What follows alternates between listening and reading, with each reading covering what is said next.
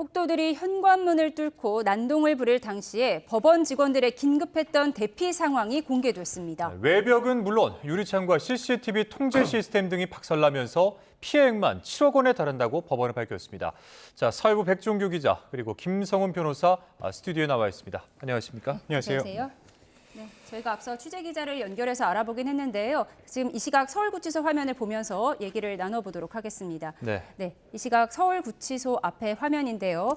앞서 속보로 전해드렸지만 지금 서울구치소에 공수처 수사팀이 도착해 있는 상황입니다. 대통령을 강제 구인할 것인지 방문 조사를 할 것인지 이 부분이 정확히 확인되지는 않았고요. 교정본부장 말에 의하면 대통령 강제 구인 여부를 보고받지는 못한 상황이다라고 밝혔습니다. 네, 백 기자, 지금 어떤 상황이죠? 네, 일단 오늘 오전에 공수처가 브리핑을 통해서 그 강제 구인에 대해서 유력하게 검토하고 있다 이런 입장을 밝혔습니다. 체포 이후에 출석 요구가 계속 있었는데 윤석열 대통령이 모두 불응했다는 이유 때문입니다. 강제 구인을 유력하게 검토하고 있다 이 정도까지의 워딩이었는데요. 지금 보면 15일 체포돼서 16일, 17일, 19일, 20일 출석하라고 공수처가 요구를 했는데 모두 불응했습니다. 윤석열 대통령 측은 공수처에는 더는 할 말이 없다 이런 입장을 거듭 밝혔는데요. 오늘 오전 10시까지 공수처가 나와서 조사를 받아라 이렇게 윤석열 대통령에게 통보를 했고 이에도 불응했습니다. 이 때문에 더 이상 조사할 수 있는 방법이 없다 이런 입장으로 공수처는 이제 강제 구인 절차를 밟을 수 있다 이런 가능성을 내놨습니다. 또 방문 조사 가능성도 있습니다. 왜냐하면 지금 대통령이 공수처 청사까지 나오지 않으면 그 현장, 구치소 현장에서 조사를 할 수 있는 방문 조사 가능성이 있는데요. 대통령이 이제 강제 구인을 거부할 경우 물리력을 행사해서 공수처 조사실로 이동시키기엔 부담스러운 상황이 이어질 수 있거든요. 이런 이유로 공수처도 이제 구치소 현장 조사를 완전히 배제하고 있지는 않다 이런 입장을 밝혔습니다. 그런데 이제 강제 구인이 만약에 된다고 하면 대통령이 전현직 대통령 가운데 처음으로 강제 구인이 되는 거거든요. 예. 그렇기 때문에 지금 공수처 차량이 검사들과 수사관들이 지금 현장 구치소 안으로 들어간 것 같은데요. 아직까지는 정확히 강제 구인인지 아니면 현장 조사인지는 밝혀지지 않고 있는 상황입니다. 예, 조금 전 서울구치소 앞의 상황인데 이렇게 검정색 승용차들이 잇따라 들어가고 있거든요. 변호사님은 어떤 상황으로 보이시나요? 네, 기본적으로 이제 구속영장이 발부되고 거기에 따라 수사가 진행된다는 거는 실체적 진실을 밝히기 위한 수사 절차를 실효적으로 만들기 위한 조치라고 할 수가 있습니다. 그런 부분에서 영장이 발부됐음에도 불구하고 또 여전히 조사에 응하지 않는 부분들에 있어서 영장 발부 청구하고 발부된 취지에 따라서 조사를 진행하기 위해서 이제 진입했다고 볼 수가 있고요. 다만 이제 강제 구인이든 혹은 방문 조사든 간에 조사 자체에 응하지 않고 있는 태도들은 여전히 똑같기 때문에 구체적으로 굳이 이제 강제 인치를 할 것인지 여부들은 볼 필요가 있지 않을까 싶습니다. 예, 이 방문 조사 가능성은 어느 정도 되는 걸로 봐야 될까요? 그럴 가능성도 있다라고 생각을 합니다. 지금은 사실은 인신이 어차피 구속되어 있는 상황이기 때문에 인치 여부가 이제 수사에 있어서의 실효성에 있어 큰 차이는 없는 상황이기 때문에 예. 어떤 면에서는 조사에 협조하도록 하는 면이 더 중요하게 이제 될 수도 있다. 그런 면에서는 방문 조사로 진행할 가능성도 배제할 수는 없다고 생각합니다. 예, 지금 강제 구인 또는 방문 조사를 검토하고 있는 상황인 것 같은데 만약 강제 구인 절차에 들어갔다고 하더라도 대통령 측에서 이를 거부할 수도 있는 건가요?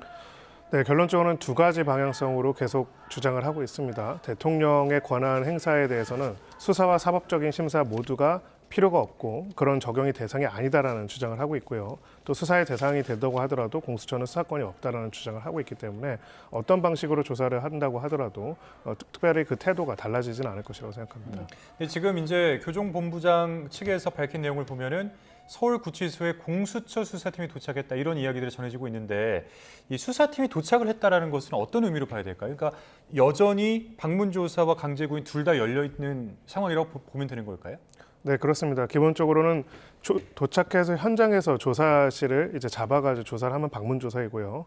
도착해서 기본적으로 조사를 진행할 공수처로 이제 강제로 이송하면은 그것이 강제 구인, 인치라고 할 수가 있는 겁니다. 그래서 기본적으로는 그 두 가지 모두가 가능할 수 있는 상황이기 때문에 그 두 중에 어떤 것을 할지 여부는 봐야 하지 않을까 싶습니다. 네, 또 한 가지 전해진 내용은 대통령 강제 구인 여부를 보고를 못 받았다. 이 내용도 이제 교정본부장의 입장인데 그렇다면은 이런 것들을 봤을 때 방문 조사를 좀 더 봐야 될까요? 어떻게 생각하십니까?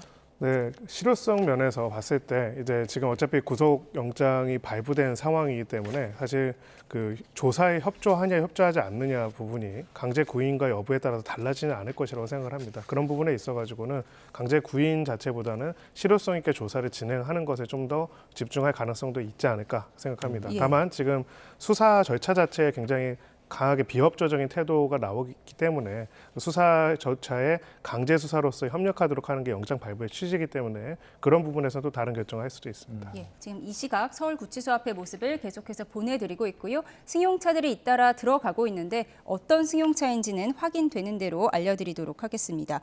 그럼 구치소에 수감됐던 과거 전직 대통령 조사는 어떻게 이루어졌었나요? 네, 공수처가 지금 구치소 현장 조사를 완전히 배제하지 않고 있고 방문 조사 가능성을 열어둔 건요. 현직 대통령이 헌정사상 처음으로 구속이 됐고 당사자가 출석을 완강히 거부하고 있는 만큼 조사 형식에 얽매일 필요가 없다 이런 현실론 때문인 것 같습니다.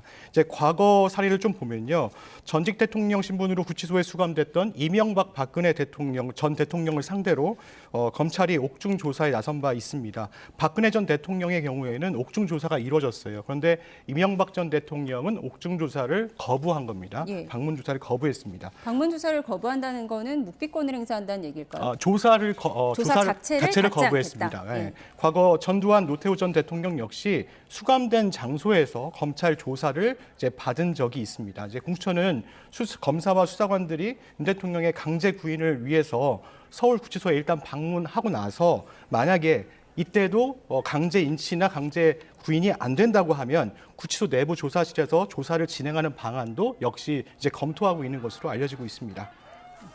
예. 변호사님, 그러면은 이 뭐 강제 구인이나 방문 조사가 이루어지게 되면 여기에 대해서는 진술 거부권을 행사할 수 없는 겁니까?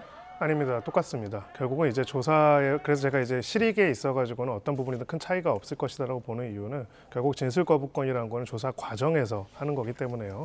조사를 강제 구인을 해서 조사를 하든 혹은 현장에서 방문 조사를 하든 여전히 똑같이 진술 거부권을 행사할 가능성은 높습니다. 예. 이 이야기는 속보가 들어오는 대로 다시 한번 나눠보기로 하고요. 어제 있었던 서부지법 폭동 사태에 대해서 좀 더 짚어보도록 하겠습니다. 직원들이 옥상으로 대피하면서 방화벽도 작동했다고요. 그만큼 긴급했다는 건데 당시 상황이 어땠다고 전해집니까? 네, 당시에 이제 차은경 부장판사가 윤석열 대통령의 구속영장을 발부한 뒤부터 이제 법원 후문으로 서부지방법원 후문으로 이제 그 지지자들이 막 난립한 상태였거든요. 그렇다 보니까 이제 폭행도 있었고 정말 긴급한 상황들이 많이 벌어졌습니다. 대통령 지지자들은 이제 법원 7층까지 올라가서 여기 그 차은경 부장판사의 방을 찾아다니면서 막 유리창을 부시고 예. 소화기를 던지고 이런 모습들도 볼 수 있었어요. 둔기도 휘두르는 모습도 이제 볼 수 있었는데요. 그렇다 보니까 이제 법원 직원들과 10여 명 정도가 이제 그 당시에 1층에서 머물고 있었던 것으로 확인되는데요.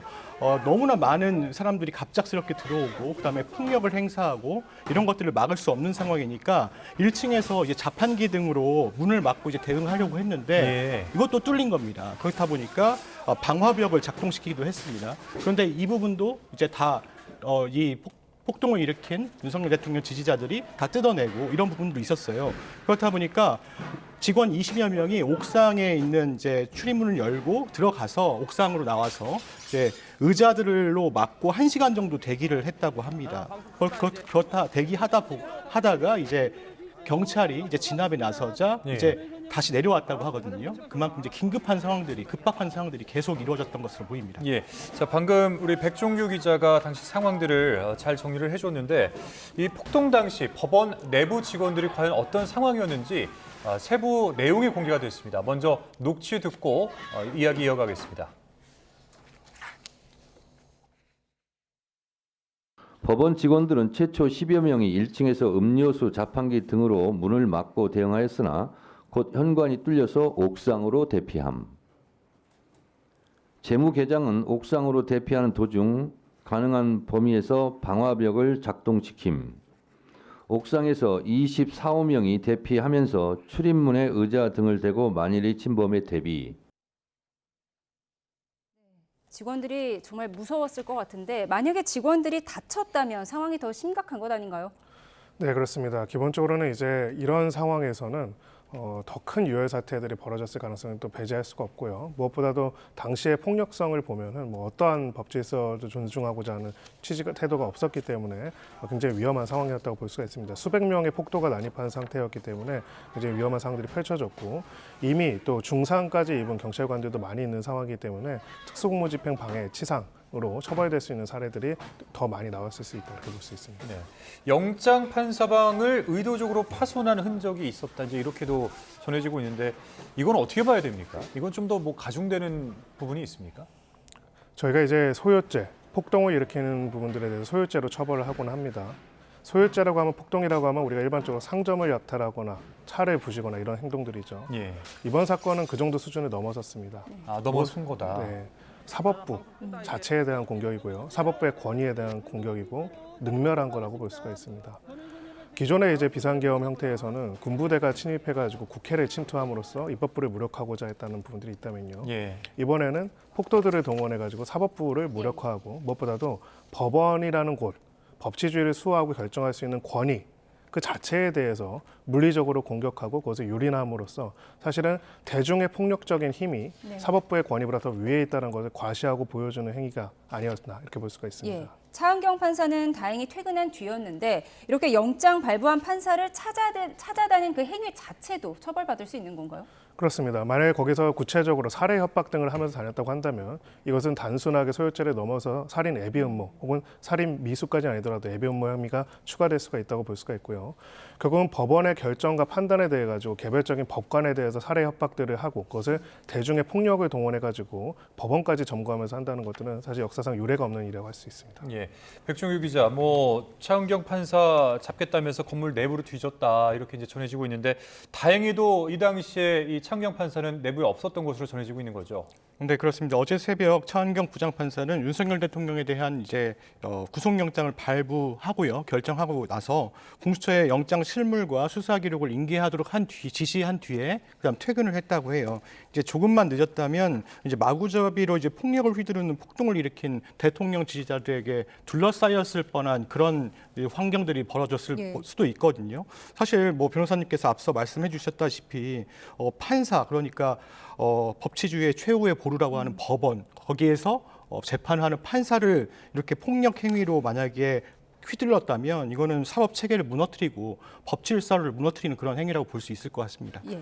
법원 CCTV도 파손되고 뭐 무인 발급기도 파손되고 많은 것들이 파손이 됐는데 CCTV가 파손됐다면 당시 영상들은 제대로 남아 있을까요? 물론 뭐 저희가 이걸 유튜브를 통해 방송된 이런 영상들을 보고 있지만 어쨌든 법원 CCTV가 중요할 것 같은데요. 네, 지금 조금 전 보고 있는 그 방 모습이 CCTV를 보관하고 있던 방인 것 같습니다. 예. 지금 폭동을 일으킨 윤석열 대통령 지지자들이 이렇게 마구잡이로 지금 문을 부수고 그 유리를 부수고 그리고 뭐 CCTV를 부수고 이런 모습을 보실 수 있을 텐데요. 예. 일단 지금 CCTV가 없더라도 영상 물적 증거는 충분할 것으로 보입니다. 왜냐하면 경찰이 계속 체증을 했고요. 그리고 지금 보시는 것처럼 폭도들 사이에도 유튜버들이 있었어요. 유튜버들이 많았기 때문에 그 예. 장면들을 사실상 다 촬영을 했거든요. 그렇기 때문에 이 촬영된 증거물들을 이제 토대로 경찰이 가지고 있는 체증 자료를 토대로 이곳에 난립한 사람, 그러니까 폭동을 일으킨 사람들이 누구인지 특정할 수 있거든요.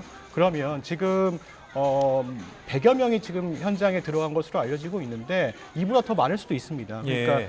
누가 들어갔는지, 어떤 행동을 했는지, 또 어떤 위해를 가했는지 이 부분은 확인이 충분히 가능할 것 같습니다. CCTV가 뭐 파괴되고 훼손됐다고 하더라도 뭐 다시 되살리지 않아도 이런 부분들은 어떤 사람들이 폭동을 일으켰는지, 위해를 가했는지 충분히 가지고 있는 영상 자료 이런 것들로 확인이 가능할 것으로 보입니다. 예. 그런데 얼굴을 상당 부분 가렸잖아요. 지금 모자나 마스크 등으로 가려 있는 상태인데 변호사님 어떻게 특정할 수 있어요? 현행범 체포된 사람 아닌 이상은 어떻게 이 많은 사람들을 다 특정할 수 있을지 궁금합니다. 네, 아까 기자님께서도 말씀하신 것처럼 영상 자료가 다면으로 여러 가지로 촬영된 부분들이 있기 때문에 결론적으로는 그 과정에서 이제 충분하게 그 신원들을 확인할 수가 있고요. 기본적으로 동선 과정에 있어서 수많은 이제 생중계들이 이루어져 있고 그 부분에 있어가지고 영상 자료들이 채집되어 있다면은 마스크 등으로 일부 가렸다고 하더라도 금방 이 부분도 확인할 수가 있습니다. 또 이후에 귀가들을 했겠죠. 만약에 현장에서 체포되지 않은 사람들은 귀가하는 과정에서의 동선, 대중교통 이용, 대중교통 과정에서의 비슷한 인상 차기에 대한 CCTV 확인 등이 이루어진다면 모두 체포가 가능합니다. 예. 여기 이 당시에 그 건물 내부에 있었던 직원들의 그 정신적 피해도 굉장할 것 같은데 이런 직원들의 정신적 피해도 어떻게 이렇게 좀 보상 차원에서 이루어질 수 있는 부분이 있나요? 당연히 그렇습니다. 지금 저 행위는 또 하나의 죄를 구성할 수 있는 게 갇혀있는 직원들에 대해서는 일종의 감금죄가 될 수가 있습니다. 결국은 직원들이 막다가 물러서고 갇혀 있었다는 것들은 충분하게 저 다중의 특수감금 행위가 된다고 볼 수가 있고요. 그 감금 피해자들로서 거기에 따른 피해를 배상을 요구할 수가 있는 사안이라고 볼 수 있습니다. 예.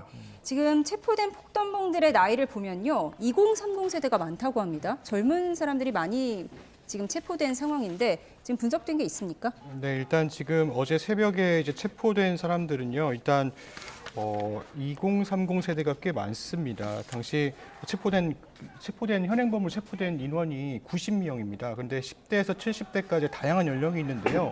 20대와 30대가 51%를 차지해요. 예, 그러니까 절반 절반 이상이군요. 이상을 차지한다는 겁니다. 지금 그 체포된 인력들이 어디서 체포가 됐냐면요. 일단 지금 체포된 인력 중에 90명 중에 66명에 대해서 경찰이 지금 구속영장을 지금 신청을 했거든요. 그리고 이미 5명은 서부지방법원에서 구속 전 피의자 신문을 받았다고 해요. 일단 이 46명 가운데 서부지방법원에 침입한 혐의가 46명이고요. 그리고 10명은 공수처 차량을 막으면서 공무집행을 방해한 혐의를 받고 있고요. 또 10명은 서부지방법원에 담을 넘거나 경찰관을 폭행한 공무집행 방해 혐의 등을 받고 있는 겁니다. 예. 그리고 뭐 성전이다, 성스러운 전쟁이라는 표현도 사용이 된 건데 이 십자군 전쟁도 운운이 된 것으로 알고 있습니다. 이게 어떤 논리입니까? 저희가 이해할 수 없는 논리이죠. 사실 폭동을 일으킨 사람들이 군중 심리로 어떤 자기들이 의도한 바들을 저렇게 폭력을 휘두르면서 십자군 전쟁이다 이야기해서 그걸 우리가 십자군 전쟁이라고 이해할 수는 없는 거고요. 저들이 지금 폭동을 일으키는 어떤 근거를 만들기 위해서 저렇게 뭔가 군중 심리를 동원하기 위한 그런 모습인 것 같고요. 여기에 이제 휘말려서는 안 될 것 같고 휘말리면 법적 처분을 받을 수 있고요. 그리고 또 검찰과 경찰에서도 밝혔다시피 저런 이제 위험한 행동들을 하면 이제 구속 수사로 이어지고 실형을 선고받을 수 있는 부분이 있기 때문에 그런 부분들은 충분히 고려하고 이런 부분도 생각을 해봐야 될 것 같습니다. 방금 십자군 전쟁을 운운했던 건 김재원 최고위원이 SNS에 표현을 했다 삭제한 표현이고요. 전광훈 목사가 이 상황을 두고 국민 저항권이다 이런 말을 했는데요. 녹취를 먼저 듣고 와서 대담 이어가겠습니다. 헌법학자가 국민 저항권은 헌법 위에 있다면 있는 거야. 그래 안 그래요? 그래서 우리는 국민 저항권을 가지고 이번 주에도 당당하게 여러분이 밀고 나가시기를 바라고 절대 기죽지 마시고 국민 저항권이 이게 이제 시작이 됐기 때문에 윤석열 대통령도요 구치소에서 우리가 데리고 나올 수도 있어요. 법치주의에 대한 전면 부정일 뿐 아니라 우리가 사법부, 국회 또 정부 등 모든 헌법기관 전체에 대한 이제 부정행위일 수 있기 때문에 굉장히 심각한 사안으로 봐야 된다 이런 말씀들이 있었고. 또한 이것이 이제 이번이 마지막이 아니라 시작이 되어서는 정말로 곤란하겠다. 왜냐하면 법치주의 무시의 이와 같은 극단적인 행위가 일상화될 경우에 우리나라가 존립할 수 없다는 그런 걱정들을 많이 피력을 했습니다. 네, 방금 들어온 소식이 있어서 먼저 전해드리겠습니다. 대통령 경호처 차량들이 공수처에 도착해서 보안 검색이 진행 중이라는 속보가 들어와서 전해드립니다. 앞서 서울구치소에 공수처 수사팀이 도착했다고 전해드렸는데요. 경호처 차량들이 공수처에 도착했다는 속보가 들어왔습니다. 지금 보안 검색이 진행 중이라고 하는데요. 변호사님, 경호처 차량들이 공수처에 도착해 있다면 지금 강제 구인을 검토한다 이렇게 봐도 될까요? 네, 강제 구인일지 아니면은 이제 출석해서 조사를 받겠다고 할 것인지는 확인해 볼 필요가 있을 것 같습니다. 다만 이제 경호처 차량들이 도착해 있다는 것은 이제 이동 과정에 있어서 결국 구치소를 나와서 조사가 이루어지는 공수처 쪽으로 이동할 가능성이 있다라는 정도는 예상할 수 있을 것 같습니다. 일단 그러니까, 이제 경호처 같은 경우에는 대통령이 이제 경호 대상이 움직이게 되기 전에 일단 경호처가 움직이는 건 당연하고요. 그리고 대통령이 구치소를 빠져나와서 그리고 공수처로 와서 조사를 받지 않는다고 해도 미리 가 있어야 되는 게 경호의 어떤 원칙입니다. 그렇다 보니까 가능성만으로도. 예, 그렇습니다. 경호 차량이 미리 가 있는 것 자체가 보안 검색을 진행하고 그 안에 이제 위해 시설이나 유해 시설이 있는지 확인하는 절차는 경호처의 일반적인 어떤 경호 매뉴얼입니다. 예, 자진 출석 형태가 될지, 네, 방문 조사를 검토하고 있는 건지, 강제 구인을 강력하게 검토하고 있는 건지 지금 다양한 가능성에 대해서 저희가 짚어보고 있었는데요. 다시 한번 전해드립니다. 지금 대통령 경호처 차량들이 공수처에 도착한 상황이고요. 서울구치소에는 대통령이 수감된 서울구치소에는 공수처 수사팀이 도착한 상황입니다. 네, 다시 한번 전해드리겠습니다. 지금 화면으로는 조금 전 서울구치소 앞의 모습을 보여드리고 있고요. 지금 교정본부장이 서울구치소에 공수처 수사팀이 도착했다고 했었다는 소식을 전해드렸고요. 우동훈 공수처장의 관용 차량도 서울구치소를 방문한 뒤에 복귀했다는 속보도 들어왔습니다. 물론 공수처장이 탑승했는지 여부는 확인되지 않았는데요. 우동훈 공수처장의 관용 차량이 구치소를 방문한 뒤에 복귀했다는 속보를 전해드리고 있습니다. 네, 공수처장 탑승은 확인되지 않은 가운데 윤 대통령을 강제 구인할지 여부에 주목되는 상황입니다.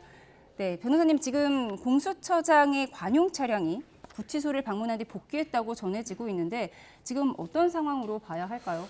네, 수사에 협조를 요청하지 않았을까 싶습니다. 예, 결국은 이제 실체적 진실을 확인하고 거기에 따른 처벌 등을 진행을 하려면은 거기에 따른 수사가 진행이 되어야 하는데 계속적으로 수사를 거부하고 있는 상황이기 때문에 뭐 강제 구인이라는 어떤 것을 나서기 전에 기본적으로 수사에 협조하고 어떤 방향으로 수사를 진행할 것인지를 직접 설득을 하지 않았을까 싶습니다. 예. 알겠습니다. 저희가 화면으로 조금 전 서울구치소 앞의 모습을 보여드렸고요. 대통령 경호처 차량들이 공수처에 도착해 있다는 속보까지 전해드렸습니다. 네, 지금까지 사회부 백종규 기자, 김성훈 변호사와 함께했습니다. 고맙습니다.